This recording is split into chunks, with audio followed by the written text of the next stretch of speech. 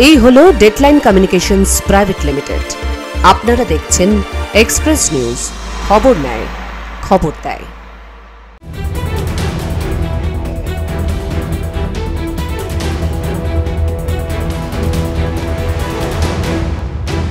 Express prime brought to you by Godavari commodities private limited. নমস্কার, express নিউজে আপনাদের সবাইকে স্বাগত। আমি অনুশ্রী। শুরু করছি আজকের এক্সপ্রেস প্রাইম।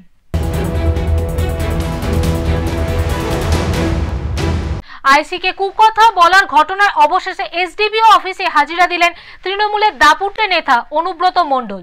7 দিন আগে ঘটা এই ঘটনাকে কেন্দ্র করে রাজ্য রাজনীতিতে টান টান উত্তেজনা, আর বৃহস্পতিবার অনুব্রতর হাজিরাকে ঘিরে উত্তপ্ত মহকুমা।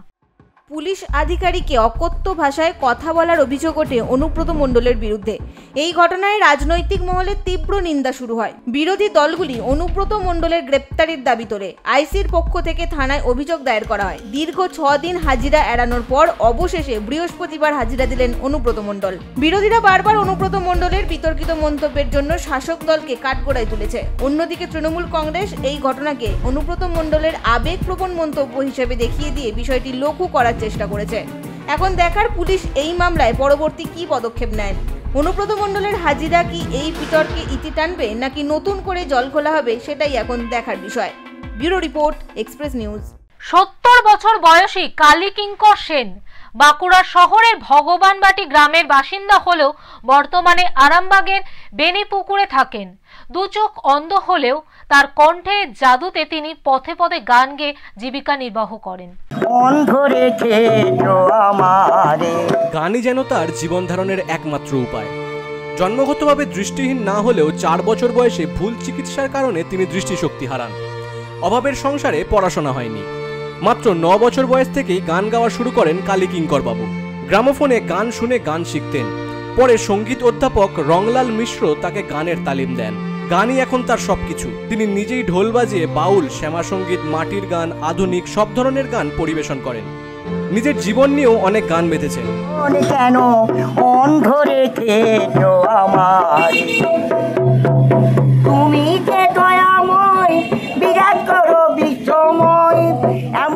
বেশিরভাগ রবীন্দ্রসঙ্গীত, নজরুল গীতি আর লোকগীতি, তার মাঝখানে এখন এই ছবির গান, আধুনিক।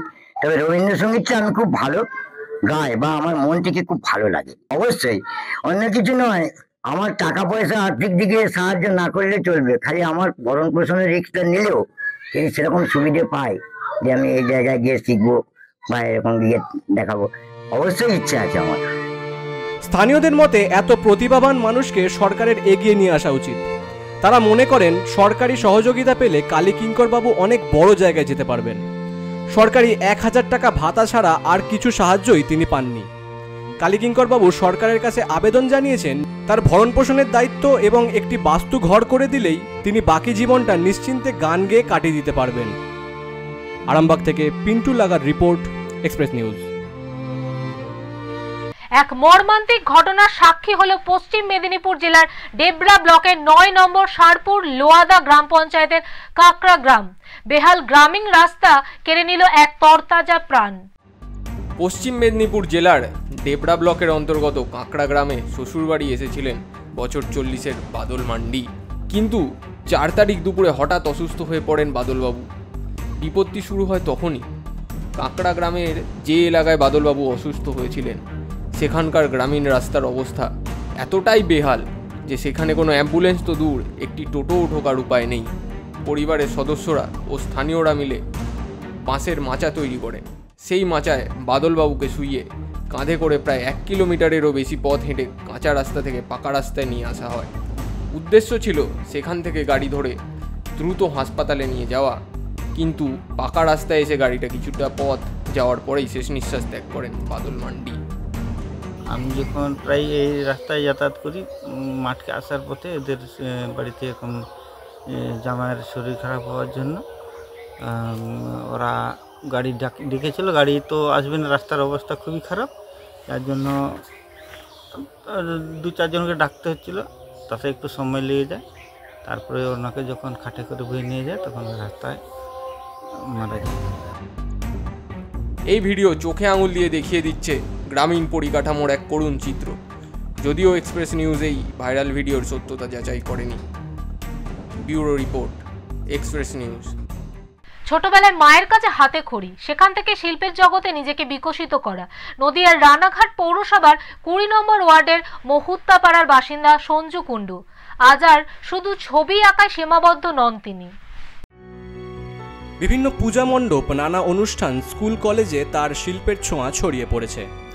2019 সালে রবীন্দ্রভারতী বিশ্ববিদ্যালয় থেকে শিল্পকলায় গোল্ড মেডেল অর্জন করে তিনি তার নিজের দক্ষতা প্রমাণ করে দিয়েছিলেন। রাজ্য থেকে দেশের বিভিন্ন প্রান্তে তার শিল্পকর্ম প্রশংসিত হয়েছে। আর এবার তার আঁকা ছবি পাড়ি দিচ্ছে সুদূর নেদারল্যান্ডস। গত 1 মাসের নিরলস প্রচেষ্টা সঞ্জু একটি কাঠের বারকোশের উপর এই বিশেষ ছবিটি এঁকেছেন। এই প্রসঙ্গে শিল্পী সঞ্জু কুণ্ডু বলেন, কাঠের বারকোশের উপর ছবি আঁকা খুবই ঝুঁকিপূর্ণ। ছবিটি যাতে দীর্ঘকাল উজ্জ্বল থাকে তার জন্য তিনি বিশেষ কেমিক্যাল ব্যবহার করেছেন। তিনি জানান, বিভিন্ন জায়গায় বিভিন্ন ধরনের শিল্পকর্ম তুলে ধরার মাধ্যমে তিনি নানান অভিজ্ঞতা সঞ্চয় করেছেন। পোর্ট্রেট স্টাইলটা সবথেকে কঠিন একটা যেটা আমি করেছি পোর্ট্রেট। তো দীর্ঘদিনের অভিজ্ঞতা আর হচ্ছে নিরলস পরিশ্রম করতে হবে যে কোনো সাবজেক্টের ওপরে। তো আমার এই দীর্ঘ এতদিনের অভিজ্ঞতার ফসল হচ্ছে এইটা। আর্ট কলেজ থেকে পড়াশোনা করে, সেখান থেকে প্র্যাকটিস করে, আর্ট কলেজ থেকে বেরোনোর পর পাস আউট হওয়ার পরে এখন স্টুডেন্টদেরকে করাতে গিয়েও আমার যে প্র্যাকটিস বা বিভিন্ন রকম অর্ডারের কাজ বা নিজের কাজ, এই অভিজ্ঞতার ফসল হচ্ছে এই কাজ। নতুন প্রজন্মের উদ্দেশ্যে সঞ্জুর একটাই বার্তা, নিরলস পরিশ্রম আর ভালো কিছু করার অদম্য ইচ্ছে থাকলে একদিন সাফল্যের দোরগোড়ায় পৌঁছানো যায়। নিজেকে বড় না ভেবে আরও ভালো কাজ করার চেষ্টা করে যেতে হবে। পোর্ট্রেট ছবি আঁকা খুবই কষ্টকর। কেউ নিজেকে প্রতিষ্ঠিত করতে চাইলে নিজেকে জানতে হবে, নিজের ভুল ত্রুটি হলে শুধরে নিয়ে এগিয়ে যেতে হবে। সঞ্জু কুণ্ডুর এই নিরলস পরিশ্রম আজ সার্থক হয়েছে। তার নিপুণ শিল্পকর্ম এবার বিদেশিদের মন জয় করেছে। নেদারল্যান্ডসে তার হাতে আঁকা ছবি পাড়ি দেওয়ায় শিল্পী সঞ্জু কুণ্ডু অত্যন্ত খুশি। আগামী কয়েকদিনের মধ্যেই আকাশপথে তার আঁকা সেই কাঠের বারকোশের ছবিটি নেদারল্যান্ডসের উদ্দেশ্যে রওনা দেবে। Bureau report, Express News. Express প্রাইমে নিয়ে নেব একটা ছোট্ট বিরতি, ফিরে আসছি বিরতির পর। Best compliments. Godabari Commodities Limited. Coal mining, coal trading, coal imports, coal logistics. Godabari Commodities Limited have been in the business of coal trading since last 2 decades. Godabari Commodities Limited, address 18 NS Road, 2nd floor, Kolkata, 700001, West Bengal.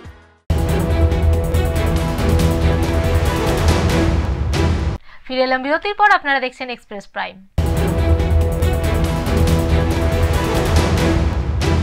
আরামবাগের গৌরহাটি মোড় সংলগ্ন UCO ব্যাংকের সামনে এক মর্মান্তিক সড়ক দুর্ঘটনায় 3 বছরের শিশু রোহন মির্জা নিহত। এই ঘটনায় শিশুটির মা রূপা খাতুন এবং বাবা মির্জা মোজাহার আলী গুরুতর আহত। মায়ের অবস্থা আশঙ্কাজনক বলেই জানা গেছে। খানাকুল মোয়াল গ্রামের বাসিন্দা মির্জা মোজাহার আলী আর স্ত্রী রূপা খাতুন এবং 3 বছরের শিশু রোহনকে নিয়ে আরামবাগে ডাক্তার দেখাতে আসছিলেন। বৃহস্পতিবার দুপুরে গৌরহাটি মোড় থেকে আরামবাগ বাস স্ট্যান্ডের দিকে যাওয়ার সময় পেছন থেকে আসা একটি দুধ বোঝাই লরি তাদের বাইকে ধাক্কা মারে। স্থানীয়দের দাবি, দুধের গাড়িটির সামনে হঠাৎ একটি টোটো চলে আসায় সেটিকে সাইড দিতে গিয়ে নিয়ন্ত্রণ হারিয়ে বাইকটিকে ধাক্কা দেয় লরিটি। এর ফলে বাইক থেকে ছিটকে পড়ে শিশু রোহন এবং দুধের গাড়ির চাকা তার মাথার উপর দিয়ে চলে যায়। ঘটনাস্থলে মৃত্যু হয় শিশুটির। ঘটনাটা ঘটেছিল, বাইকে করে যাচ্ছিল, 3 জন ছিল, বাচ্চার বাবা আর মা। বাচ্চা হচ্ছে 3 বছরের। বাচ্চার তো ব্রেন বেরিয়ে গেছে প্রায় হাফ, বাচ্চার স্পট ডেড, আর মায়ের পেট ডান দিক দিয়ে বেরিয়ে গেছে অর্ধেক।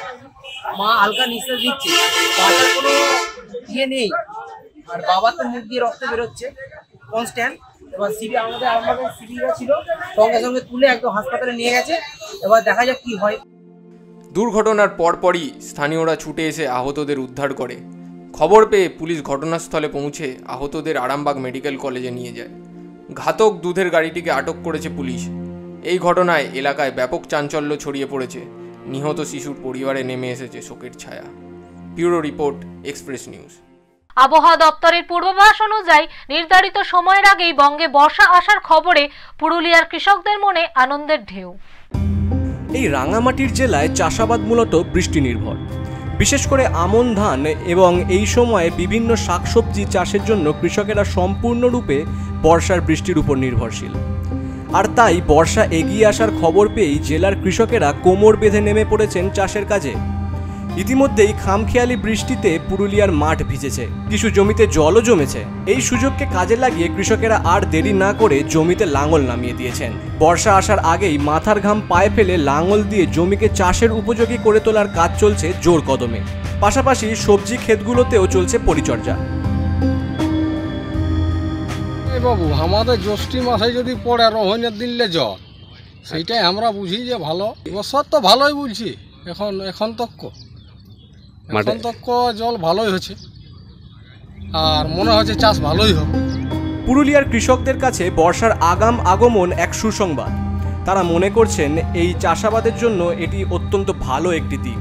দ্রুততার সঙ্গে জমি প্রস্তুত করে তারা এখন অপেক্ষা করছেন ভরা বর্ষার, যা তাদের ফসলের জন্য আশীর্বাদ হয়ে আসবে। পুরুলিয়া থেকে ভরত মাহাতোর রিপোর্ট, এক্সপ্রেস নিউজ।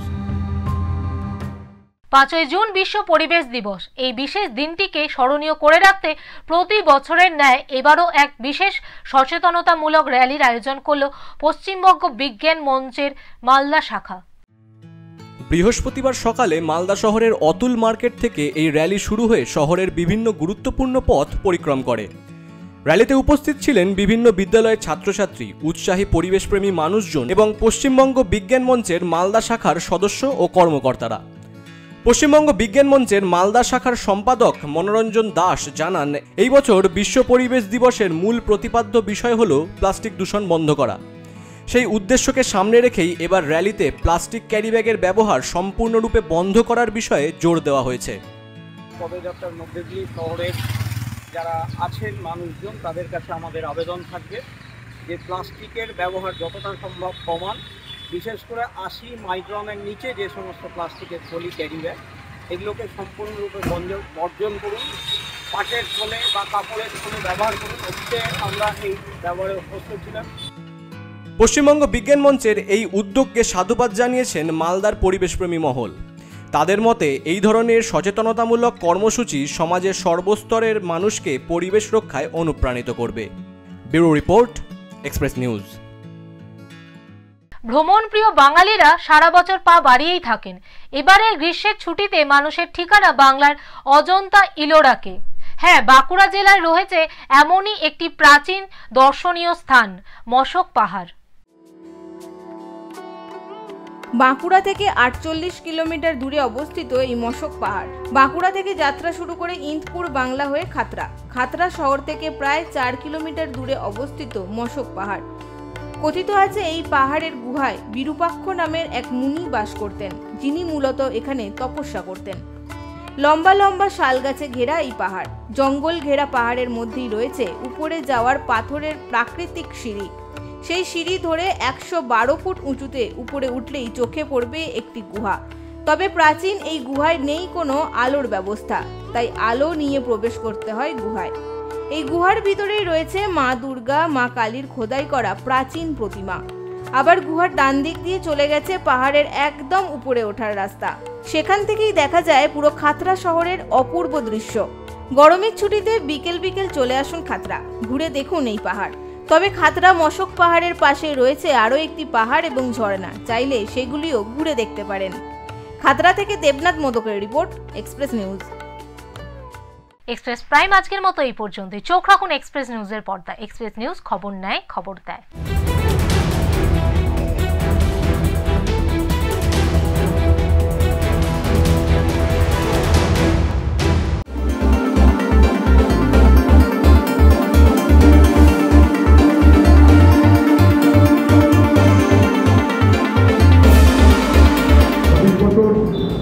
একটা নিউজ চ্যানেল খবর করে যাচ্ছে, তার তো অবশ্যই সফলতা আছে, যার জন্য 24টা বছর তারা ঘাত প্রতিঘাতের মধ্যে দিয়ে খবর করে আসছে। শুধু একটা কথাই অনুরোধ করবো যে আজকের সংবাদ মাধ্যমের উপর বহু মানুষ বিশ্বাস করে, তাই খবর যেটা হবে সেটা যেন খবরই থাকে, সেটা যেন কোনো বিজ্ঞাপনে পরিণত না হয়।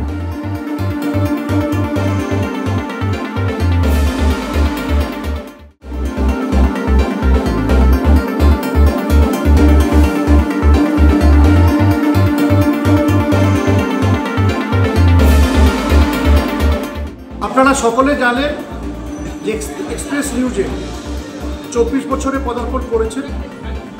নেক্সট ইয়ারে তার রজত জয়ন্তী। আমরা এই চ্যানেল একটা নির্ভীক চ্যানেল এবং সুন্দর খবর পরিবেশন করে এবং মানুষ প্রচুর ভিউয়ার্স এখন এই চ্যানেলে হয়েছে। তারা নিরপেক্ষভাবে মানুষের কাছে সত্যি খবরটা পরিবেশন করে। ধন্যবাদ জানাই এক্সপ্রেস নিউজের কর্তৃপক্ষকে এবং যারা নির্ভীকভাবে কাজ করছেন তারা সবাই সুস্থ ভালো থাকুক, এটাই ভগবানের কাছে প্রার্থনা করি এবং এই চ্যানেল আরও এগিয়ে যাক, আরও ভিউয়ার্স বাড়ুক এবং প্রত্যেকটা মানুষ এই সাথে যুক্ত হন, এটাই সবার কাছে আমাদের অনুরোধ।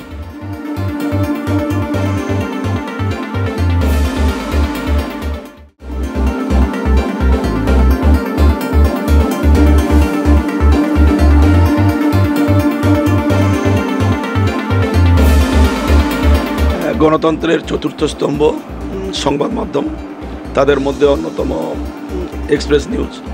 যে কাজটা সংবাদ মাধ্যম করতে পারে সে কাজটা আমরা করতে পারি না। কেবলমাত্র এক্সপ্রেস নিউজ নয়, যত সংবাদ মাধ্যম আছে তাদের সকলের প্রতি আমার শুভেচ্ছা থাকলো। গণতন্ত্রের চতুর্থ স্তম্ভের প্রতি আমাদের সকলের শ্রদ্ধা থাকাটা, শুভেচ্ছা থাকাটা খুবই বাঞ্ছনীয়।